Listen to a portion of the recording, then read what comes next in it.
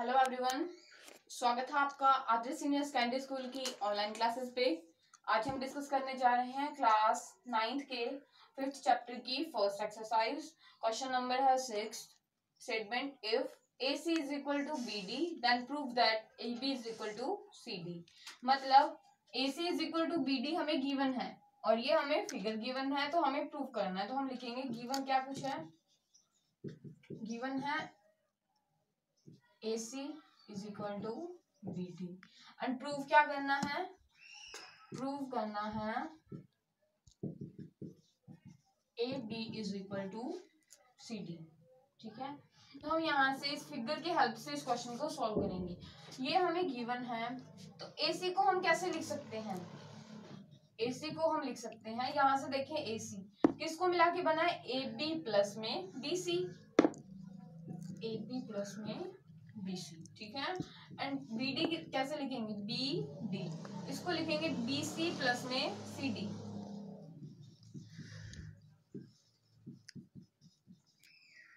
तो जैसा कि हमें गिवन में है AC is equal to BD, हम लिखेंगे एज हम given AC is equal to BD। तो हम यहाँ पे AC की और BD की वैल्यू पुट करेंगे। AC की जगह रखेंगे AB प्लस में BC और BC प्लस में CD।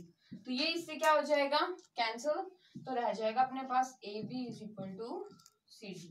समझ आ गया होगा कैसे किया है, जो कि हमें गिवन है बस उसकी जगह हमने वैल्यू ही पुट की है इस फिगर की हेल्प से, और ये हमारा प्रूफ हो गया, हैंस प्रूव्ड। अब हम करें next question 7th। Question 7th है why is axiom fifth considered a universal truth. जो यूक्लिड ने एग्जाम्स दिए थे उसमें से बोल रहा है कि जो फिफ्थ एक्सियम्स है उसको हम यूनिवर्सल ट्रूथ क्यों बोलते हैं, क्या कारण है। तो हम लिखेंगे अकॉर्डिंग टू एक्सियम 5। एक्सियम 5 के अकॉर्डिंग होता क्या है, ये axiom 5, the whole is greater than the part. मतलब कि जो होल का मतलब होता है पूरा, कि एक पार्ट तो इतना है और जो होल होगा मतलब पूरा होगा वो क्या होगा, इससे बड़ा होगा। तो ये हमारा एक्सियम फिफ्थ है, और इसको यूनिवर्सल ट्रुथ क्यों बोलते हैं, because this is true for anything in word. क्योंकि ये चीज सही है, किस लिए सही है, क्योंकि वर्ड के अंदर हम कोई भी चीज पे अप्लाई करें ये हमेशा क्या होगी, ट्रू होगी। That's why, that is why this is universal truth. समझ आ गया होगा आपको कि एग्जाम फिफ्थ तो कहता है कि होल है वो हमेशा पार्ट से क्या होगा, बड़ा होगा। और यूनिवर्सल ट्रुथ क्यों है, क्योंकि इसको अगर हम अप्लाई करें वर्ड में कोई भी चीज पे, एनीथिंग कोई भी चीज पे हम अप्लाई करें तो ये क्या हो जाएगा, ट्रू होगा। ठीक है, तो ये जो एक्सरसाइज आपकी कंप्लीट है। अब हम कर रहे हैं नेक्स्ट एक्सरसाइज 5.2। 5.2 एक्सरसाइज का क्वेश्चन नंबर फर्स्ट है, how would you rewrite Euclid fifth postulate so that it would be easier to understand। मतलब कि यूक्लिड का जो फिफ्थ पोस्टुलेट है हम उसको कैसे लिखें कि वो हमारे लिए क्या हो जाए, समझना इजी हो जाए। तो हम उसको पहले डायग्राम से समझते हैं। तो यूक्लिड का जो फिफ्थ पोस्टुलेट है उसमें ये कहता है कि 2 स्ट्रेट लाइन्स होंगी, ठीक है, 2 straight lines and third line होगी जो कि क्या है, falling on a 2 straight lines, एक ऐसी स्ट्रेट लाइन जो दोनों पे क्या हो, फॉल हो। ठीक है, और यहां से हम देखें कि वन साइड लेते हैं, तो वन साइड ये लेंगे हम, क्यों, क्योंकि हमें क्या करना है, ये जो थर्ड लाइन है इसके वन साइड पे, एक साइड पे जो एंगल्स है, दोनों एंगल्स, इंटीरियर एंगल्स का सम जहां से 180 से क्या हो वो लेस हो। दोनों साइड के जो यहाँ पे एंगल बन रहे हैं सेम साइड पे, इनका सम अगर 180 से लेस हो और इन लाइंस को हम इनफाइनाइट तक प्रोड्यूस करें तो ये लाइनें कहीं ना कहीं जाके एक पॉइंट पे मीट हो, ठीक है।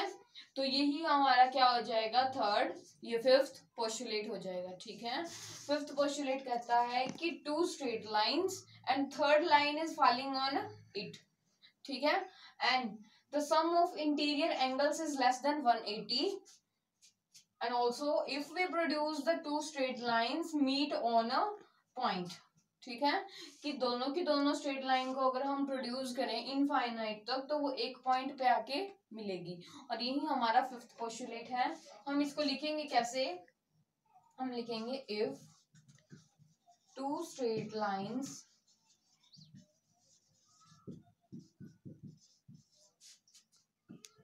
and a third line is falling on it, then the interior angles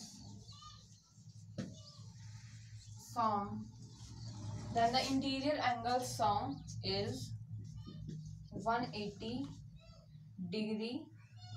Interior angle sum is less than 180 degree on a same side. Also, if we produce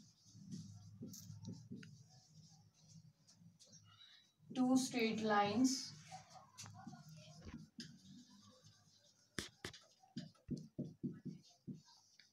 on infinitely,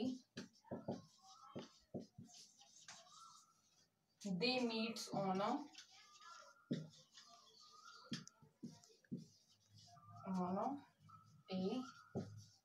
point and the side is which is less than 180, और वो side कौन सी होगी जहां पे दोनों लाइनें मिलेंगी, वो हो जाएगी the side which is some is less than 180। तो यहाँ से क्या हो जाएगा, द स्ट्रेट लाइन, तो यहाँ पे हम लिखेंगे एक पॉइंट पे मीट कर रही है, and the lines meet on that side on which the sum of angles is less than 180 degree. समझ आ गया होगा आपको ये क्वेश्चन, कि एक साइड है जहां पे सम है वो 180 से लेस है, और उन लाइंस को हम इनफाइनाइट तक प्रोड्यूस करेंगे तो वो एक पॉइंट पे मीट करेगी, और वो साइड भी वही होगी जहां से सम क्या हो, 180 से लेस हो। तो फर्स्ट क्वेश्चन समझ आ गया होगा आपको। अब हम कर रहे हैं next question second. Question second है, does the Euclid's fifth postulate imply on the existence of parallel line. क्या यूक्लिड का जो फिफ्थ पोस्टुलेट है उसको हम पैरेलल लाइंस पे अप्लाई कर सकते हैं, हमें इसमें एक्सप्लेन करना है। तो जैसा कि हमने क्वेश्चन फर्स्ट में डिस्कस किया था कि फर्स्ट पोस्टुलेट फिफ्थ पोस्टुलेट होता कौन सा है, फिफ्थ पोस्टुलेट के अकॉर्डिंग क्या होता है कि दो लाइन एक पॉइंट पे मीट करती है, ठीक है। तो हम यहाँ पे लिखेंगे जो फिफ्थ पोस्टुलेट अगर हम पैरेलल लाइंस पे अप्लाई करें तो ये लाइनें क्या है, पैरेलल, ठीक है, एंड थर्ड लाइन क्या है, फॉल हो रही है, ठीक है। तो इस ये लाइन हम एक्स लेट कर लेते हैं, ये वाई, और ये लाइन हो जाएगी एल। तो यहाँ पे सम कितना बन रहा है 90, और यहाँ पे भी सम कितना बन रहा है 90। सेम इसी तरीके से ये भी 90 डिग्री है और ये भी 90 है। तो समझने के लिए सिर्फ इतना ही काफी है कि अगर हम वन साइड की बात करें, जो लाइन एल है इसकी हम वन साइड की बात करें, तो यहाँ पे सम 180 से लेस तो है ही नहीं, ये किसके इक्वल है, 180 के इक्वल है, और पैरेलल लाइंस तो कभी भी मिलती ही नहीं है, ठीक है। तो इसीलिए जो यूक्लिड का फिफ्थ पोस्टुलेट है ये पैरेलल लाइंस पे अप्लाई नहीं होगा। समझ आ गया होगा क्यों नहीं होगा, क्योंकि फर्स्ट क्वेश्चन में हमने देखा था कि लाइन से एक पॉइंट पे मीट कर रही है, यहाँ पे पैरेलल लाइंस तो कभी मिलती ही नहीं है, और दूसरा यहाँ पे सम भी 180 डिग्री से लेस नहीं है, बल्कि क्या है, ये 180 डिग्री के इक्वल है, ठीक है। हम यहाँ पे लिखते हैं two straight lines x and y and third line L is falling on it.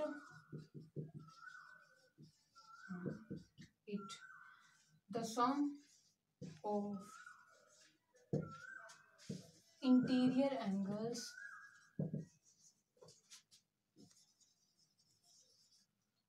on one side of L, जो लाइन L है उसके वन साइड पे जो इंटीरियर एंगल सम होगा वो क्या हो जाएगा, इज इक्वल टू 180 डिग्री. ठीक है, 180 डिग्री के इक्वल होगा. And that side the lines x and y never be meet together at a point. जो उसी साइड पे अगर हम बात करें जहां सम 180 के इक्वल है तो ये लाइनें कभी भी एक पॉइंट पे मीट नहीं होगी. एंड नेक्स्ट क्या है, अगर हम जो इसके राइट हैंड साइड की बात करें वहां पे भी क्या है, ये सेम ही रीजन है. एंड ऑल्सो हम लिखेंगे on also on other side of L, of line L, the sum of angles is 180 and lines cannot be meet together, and both lines never be meet together. ठीक है, तो ये कभी भी meet नहीं होगी, इसीलिए हमारा आंसर क्या हो जाएगा यहाँ पे, नो. हम लिखेंगे आंसर है नो. क्यों नहीं है, क्योंकि हमने यहाँ पे सारा डिस्कस कर लिया है. ठीक है, तो सेकंड क्वेश्चन भी समझ आ गया होगा आपको. तो 5th चैप्टर आपका कंप्लीट है. आज के लिए इतना ही. Thank you.